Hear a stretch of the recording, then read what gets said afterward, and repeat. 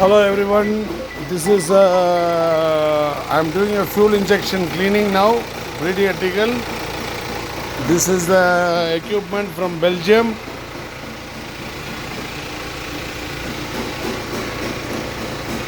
This is the DPF cleaner, turbocharger and EGR cleaner. This is the intake, air intake and moisture cleaning. You don't have to remove intake manifold for this cleaning. This is the fuel system. Now fuel system is already on. You have to set the fuel pressure. It is 2.6 to 3.6 most of the cars, and you have to have the liquid.